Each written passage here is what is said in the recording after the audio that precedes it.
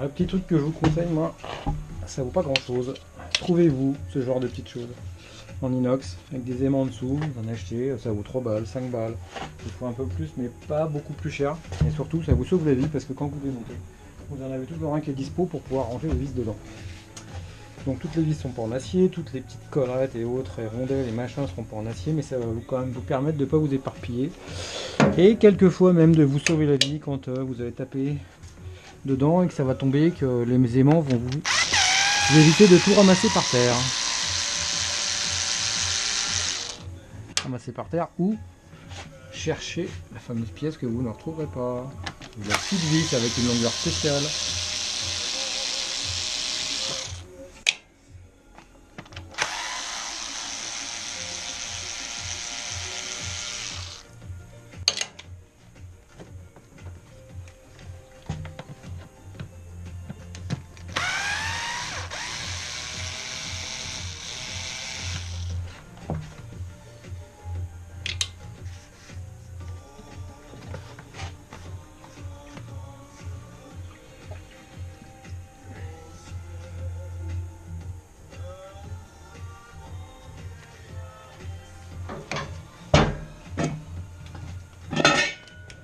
La lumière, toujours la lumière.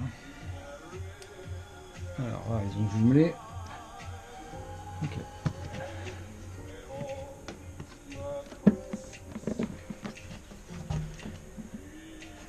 Alors bien évidemment, des professionnels de chez Honda vous démontent ça en 20 secondes, mais quand vous n'avez jamais démonté, c'est sympa la béquille.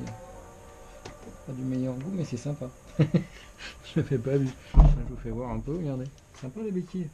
J'ai pas vu le système. Un fer à béton, un bout de fer plate plié et basta. Je suis pas certain que dans le temps ça marche bien.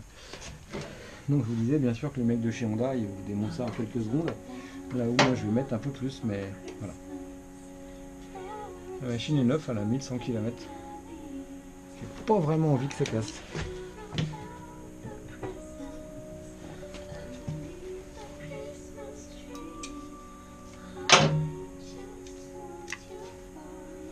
C'est ça. Je vais pas mettre mes lunettes le premier jour, ça la fout mal.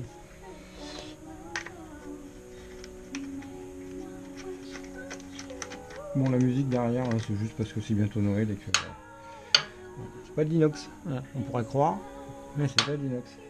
La musique, c'est comme je vous disais, parce qu'on approche de Noël et voilà. Petite playlist de Noël derrière.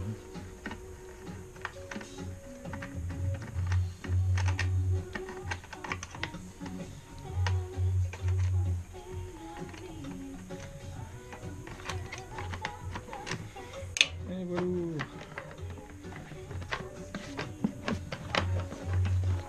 Bien chercher l'ingénieur. Ok. Est-ce qu'il faut que je retire lui d'abord?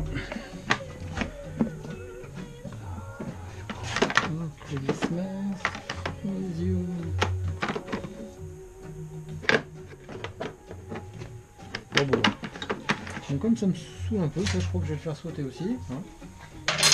Là on va changer de taille.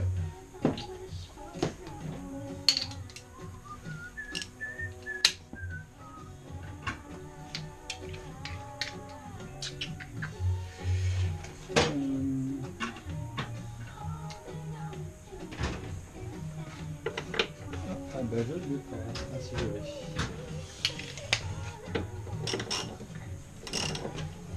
Oula, c'est serré un soir de pleine lune ça, oh là là.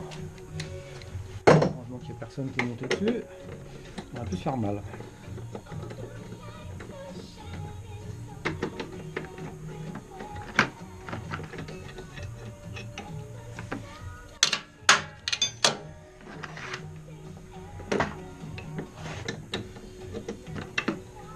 Et voilà. Donc, généralement quand on démonte après c'est moins joli. Un peu moins glamour, mais bon. Et voilà, les deux vis cachées faisaient qu'on n'arrivait pas à démonter le filtre à air.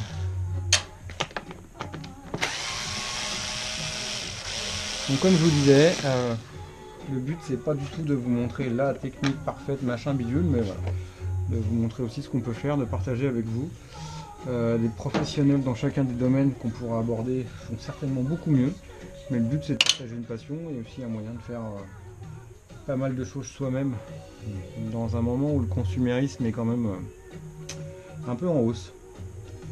Et donc savoir se débrouiller sur des petites choses, ça peut être sympa. Puis voilà, si vous aimez les mécaniques,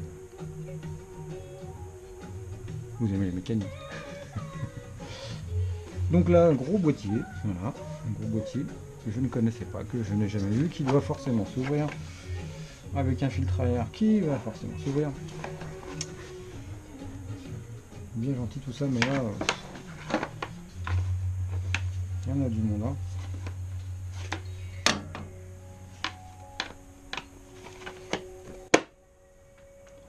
Perso,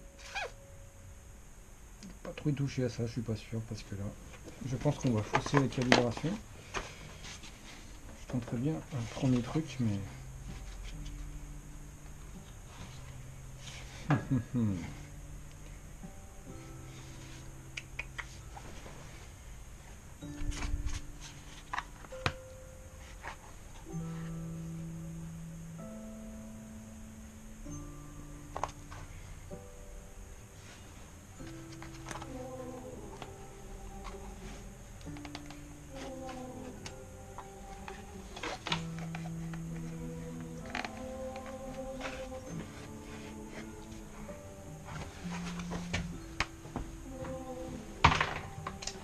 On va changer de musique hein, parce que là c'est un petit peu quand même un peu moumou.